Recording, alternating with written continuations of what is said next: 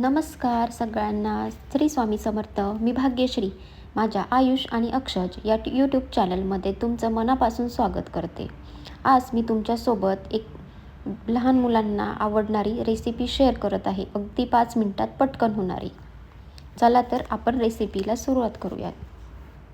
सर्वात अगोदर एक पातेले घेऊन त्यामध्ये अर्धा ग्लासपेक्षा थोडंसं जास्त पाणी घेऊन ते पाणी थोडंसं कोमट होऊन द्यायचं.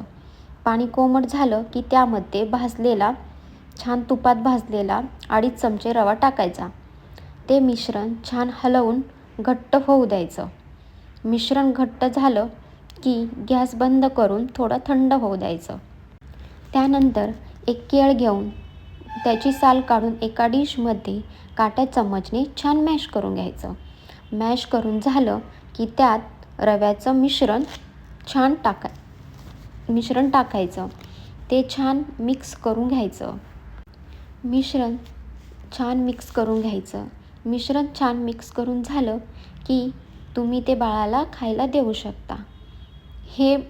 हा पदार्थ माझ्या बाळाला खूप आवडतो. तो नेहमी हा पदार्थ आवडीने खातो. तुम्ही हा पदार्थ सकाळी नाश्त्यासाठी देऊ शकता. रेसिपी आवडल्या असल्यास चॅनलला शेअर करा आणि सबस्क्राईब करा. धन्यवाद.